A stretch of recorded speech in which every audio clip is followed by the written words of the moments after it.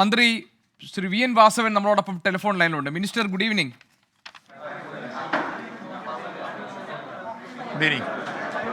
Minister, ഈ വലിയ വിവാദങ്ങൾക്ക് വഴിവെച്ചിരിക്കുകയാണല്ലോ. കാരണം തുടക്കത്തിൽ 2 മന്ത്രിമാർ ഇത് ഉപയോഗശൂന്യമായ കെട്ടിടമാണെന്നും ഈ കെട്ടിടാവശിഷ്ടങ്ങൾക്കിടയിൽ ആരും കുടുങ്ങിക്കിടക്കാൻ ഇടയില്ല എന്നുമൊക്കെ താങ്കളും മന്ത്രി വീണ ജോർജും പറഞ്ഞത് ശരിയായ വസ്തുതകൾ പരിശോധിക്കാതെയായിരുന്നു എന്ന വിമർശനങ്ങൾ ഉണ്ടല്ലോ. മിനിസ്റ്റർ, താങ്കൾക്ക് എന്താണ് ഇതിനുള്ള മറുപടി?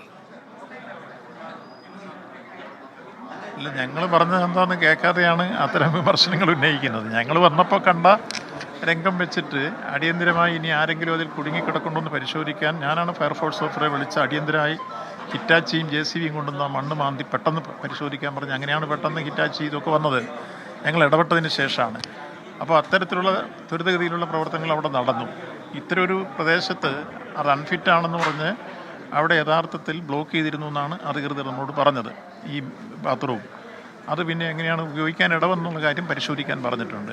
യഥാർത്ഥത്തിൽ ആ ബിൽഡിങ് മാറി പുതിയ ബിൽഡിങ്ങിലേക്ക് മാറാൻ കഴിഞ്ഞ മെയ് മാസം 30-ാം തീയതി ഞങ്ങളിവിടെ യോഗം ചേർന്ന് തീരുമാനമെടുത്തിരുന്നു.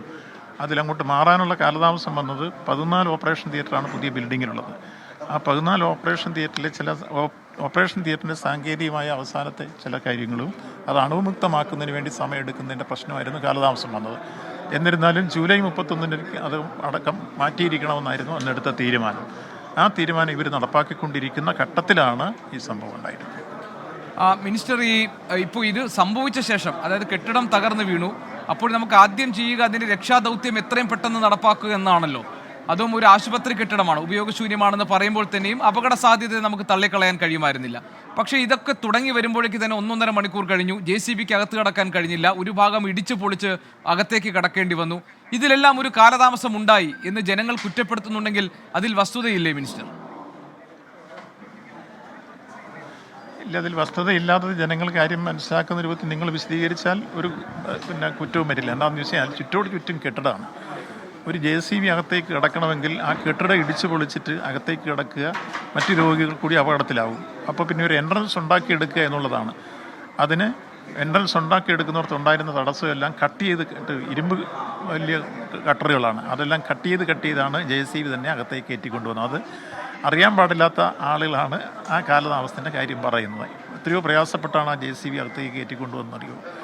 ആ കാര്യത്തിൽ അങ്ങനെ JCB ഇടപെട്ട് കഴിഞ്ഞപ്പോഴാണ് ഇത് മണ്ണ് മാന്ത്രി യന്ത്രം വന്ന് മാറ്റിയെടുത്ത് അടിയിലുണ്ടായിരുന്ന ആളിനെ എടുക്കുന്ന സാഹചര്യം വന്നു. ആദ്യം കാണുമ്പോൾ അവിടെ നിന്നിരുന്നവരെല്ലാം പറഞ്ഞ് ഇവർ 2 പേരെ ഉണ്ടായിരുന്നുള്ളൂ പറഞ്ഞു. അവർക്ക് 2 പേർക്കും കാര്യമായി പരിക്കുണ്ടായിരുന്നൊരു ചെറിയ പോറൽ മാത്രമാണ് ആദ്യം പെൺകുട്ടിക്ക് ഉണ്ടായിരുന്നത്. അതേ ഉള്ളെന്ന് മറ്റുള്ളവർക്ക് വിശ്വസിച്ചു. അപ്പോഴും ഞങ്ങൾ വിശ്വസിച്ചില്ല. ഞാൻ പറഞ്ഞു പിന്നെ ഫയർഫോഴ്സ് ഓഫീസറെ വിളിച്ചിട്ട് അടിയന്തരമായി ഹിറ്റാച്ചി കൊണ്ടുവന്ന് മാന്തി ഈ കാര്യം പരിശോധിക്കണമെന്ന് പറഞ്ഞ് അങ്ങനെ പെട്ടെന്ന് ഹിറ്റാച്ചി കൊണ്ടുവന്നത്. പെട്ടെന്ന് കെട്ടിടം പൊളിച്ച് കയറ്റി പ്രായോഗികമല്ലാത്തതുകൊണ്ടാണ് ഒരു വഴി ഉണ്ടാക്കുന്ന ഭാഗത്ത് ഇരുമ്പ് കട്ട് ചെയ്ത് കയറ്റിക്കൊണ്ടുവന്നത്. മിനിസ്റ്റർ, ഇപ്പോൾ താങ്കളും മന്ത്രി വീണ ജോർജും അല്പം മുൻപ് മാധ്യമങ്ങളോട് സംസാരിച്ചത് ഞാൻ കേൾക്കുകയായിരുന്നു. അപ്പോൾ അതിനകത്ത് പറഞ്ഞത് ഞങ്ങൾക്ക് ആദ്യം കിട്ടിയ വിവരങ്ങൾ അനുസരിച്ചുള്ള കാര്യങ്ങൾ മാധ്യമപ്രവർത്തകർ ചോദിച്ച ഉടനെ ഞങ്ങൾ പറഞ്ഞു എന്നാണ്. അതിൻ്റെ അർത്ഥം മന്ത്രിമാരെ ആദ്യം വിവരങ്ങൾ തന്ന് തെറ്റിദ്ധരിപ്പിച്ചു എന്നാണോ? അല്ല, അവിടെ നിന്നിരുന്ന ആളുകളോട് സംഭവം എന്താ, നമ്മൾ ഓടി വരുമ്പോൾ രംഗത്ത് എന്താ ഉണ്ടെന്ന് അവിടെ നിൽക്കുന്നവർ പറയുമല്ലോ. അവർ പറയുന്ന കേട്ടിട്ടുള്ള കാര്യങ്ങളോട് മാധ്യമങ്ങൾ ഉടനെ പറയണമെന്ന് പറഞ്ഞപ്പോൾ ഇതാണ് കേട്ടത്, ബാക്കി പരിശോധിച്ചിട്ട് പറയാമെന്ന് പറഞ്ഞു. ഇതാണ് പറഞ്ഞത്. അതിലുള്ള കാര്യങ്ങൾ. ശരി മിനിസ്റ്റർ, ഈ പെട്ടെന്ന് തന്നെ ഈ രക്ഷാപ്രവർത്തനം തുടങ്ങുന്നതിന് ഏക തടസ്സമായിരുന്നത് ഈ പറഞ്ഞതുപോലെ കെട്ടിയടച്ച കെട്ടിടങ്ങൾ അത് പൊളിച്ച് അകത്തേക്ക് കടക്കേണ്ടി വന്നു എന്നതാണ്. അങ്ങനെയാണെങ്കിൽ അതിൻ്റെ നിർമ്മാണത്തിലടക്കമുള്ള കാര്യങ്ങൾ, അതായത് അതൊക്കെ ശരിയായ നിയമങ്ങൾ പാലിച്ചാണെങ്കിൽ എളുപ്പത്തിൽ വാഹനങ്ങൾക്ക് കടക്കാൻ പറ്റുന്ന തരത്തിലായിരിക്കണമല്ലോ ഒരു ആശുപത്രി കെട്ടിടമെങ്കിലും പണിയേണ്ടത്. അപ്പോൾ അവിടെയൊക്കെ പിഴവുകൾ മുമ്പാണെങ്കിലും സംഭവിച്ചിട്ടുണ്ടെന്നാണോ മിനിസ്റ്റർ പറയുന്നത്? അത് 68 വർഷം മുമ്പ് നടന്ന സംഭവമാണ്. അന്നത്തെ വിഷയങ്ങളും വീക്ഷണങ്ങളും എന്താണെന്ന് നമുക്കിപ്പം അതിനെക്കുറിച്ചൊരു വിമർശനപരമായി ചൂണ്ടിക്കാണിക്കാവുന്നേ ഉള്ളൂ. എന്തുകൊണ്ടങ്ങനെ നേരത്തെ വഴിയിട്ടില്ല എന്നൊക്കെയുള്ള പ്രശ്നം. യഥാർത്ഥത്തിൽ അന്ന് ഇത് പണിയുമ്പോൾ ഈ 4 ചുറ്റും കെട്ടറാണ്. അതിൻ്റെ നടുക്ക് ഒരു ഭാഗത്താണ് ഇത് ഇടിഞ്ഞു വീഴുന്നത്. അതാണ് പ്രശ്നം. അപ്പോൾ അതിന് അങ്ങോട്ട് എൻട്രൻസ് ഇല്ല. അത് എൻട്രൻസ് ഉണ്ടാക്കിയെടുത്താണ് ഈ ഹിറ്റാച്ചി ഉൾപ്പെടെ കയറ്റിക്കൊണ്ടുവരാൻ വലിയ പാടുപെട്ടിട്ടാണ് കയറ്റിക്കൊണ്ടുവന്നത്. ഇപ്പോൾ അല്പം മുൻപ് തിരുവഞ്ചൂർ രാധാകൃഷ്ണൻ സംസാരിച്ചപ്പോൾ പറഞ്ഞത് അവലോകന യോഗത്തിനായി മുഖ്യമന്ത്രി ഉൾപ്പെടെയുള്ളവർ ഇവിടെയുണ്ട്, അദ്ദേഹം ഒന്ന് ഈ അപകട സ്ഥലത്തേക്ക് വന്നു നോക്കിയില്ല എന്നാണ്.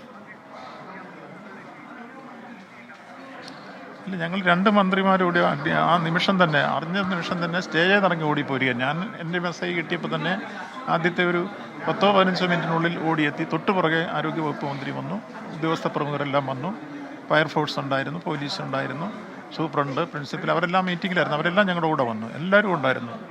അപ്പോൾ അതിന് മുഖ്യമന്ത്രി ഇവിടെ അവലോകനം നടന്നുകൊണ്ടിരിക്കുമ്പോൾ അദ്ദേഹം വന്നില്ല എന്ന് പറയുന്നതിൽ ഒരു അടിസ്ഥാനമില്ല. കാര്യങ്ങളെല്ലാം കൃത്യതയോടുകൂടി നടത്താൻ വേണ്ടി ഞങ്ങൾ 2 മന്ത്രിമാർ വന്നിട്ട് ഞങ്ങൾ ഇതുവരെ പോയിട്ടില്ല. ഇതുവരെ ആശുപത്രിയിൽ തന്നെ നിൽക്കുകയാണ് ആ വിഷയങ്ങളുമായി ബന്ധപ്പെട്ട്. താങ്കൾ ഈ ജില്ലയുടെ ചുമതല വഹിക്കുന്ന മന്ത്രിയാണ്. താങ്കൾ വളരെ ആഴത്തിൽ അവിടുത്തെ ജനങ്ങളുടെ പ്രശ്നങ്ങൾ ഇടപെടുന്നയാളാണ്. ഓരോ പ്രതിസന്ധി ഉണ്ടാകുമ്പോഴും അവർ താങ്കളെ ആശ്രയിക്കാറുള്ളതാണ്. അങ്ങനെയാണെങ്കിൽ ശ്രീ വി എൻ വാസവൻ, താങ്കൾക്ക് പറയാമോ ഇപ്പോഴുണ്ടായിരിക്കുന്ന ഈ അപകടത്തിൻ്റെ, ഈ അനാസ്ഥയുടെ ഉത്തരവാദികൾ ആരാണ്? താങ്കൾക്കത് മനസ്സിലായിട്ടുണ്ട്? ഇല്ല, ആരായിരുന്നാലും അത് പരിശോധിക്കുമെന്നാണല്ലോ ബന്ധപ്പെട്ട വകുപ്പ് മന്ത്രി തന്നെ അവർ ജില്ലാ കളക്ടറെ ചുമതലപ്പെടുത്തി പരിശോധിക്കാം എന്ന് പറഞ്ഞിട്ടുണ്ട്. 2, ആ സംഭവത്തിൽ നമ്മളെല്ലാം വിഷമിക്കുകയും വേദനിക്കുകയും ഏറ്റവും നിർഭാഗ്യകരമായ സംഭവമായി പോയി എന്ന രൂപത്തിൽ ആ കുടുംബത്തിൻ്റെ വേദനാജനകമായ അനുഭവത്തിൽ നമ്മൾ പങ്കുചേർന്ന് അവർക്ക് ഈ കാര്യത്തിൽ തുടർന്നുള്ള കാര്യങ്ങളിൽ എല്ലാ തരത്തിലുള്ള ഗവൺമെൻറ് അവരോടൊപ്പം ഉണ്ടാകും എന്ന കാര്യവും പറഞ്ഞു കഴിഞ്ഞു. അപ്പോൾ ഉണ്ടായ സംഭവം എങ്ങനെയാണ്, അല്ലെങ്കിൽ ആരെങ്കിലും കുറ്റക്കാരുണ്ടോ എന്ന കാര്യം പരിശോധിക്കാൻ ഡിസ്ട്രിക്ട് കളക്ടറെ ചുമതലപ്പെടുത്തി അന്വേഷണം പ്രഖ്യാപിച്ചു. ഇതിലെ നമുക്ക് ചെയ്യാവുന്ന കാര്യങ്ങൾ, ആ കാര്യങ്ങൾ കൃത്യമായി ഇടപെടും, നടപ്പാക്കും, സംശയം വേണ്ട.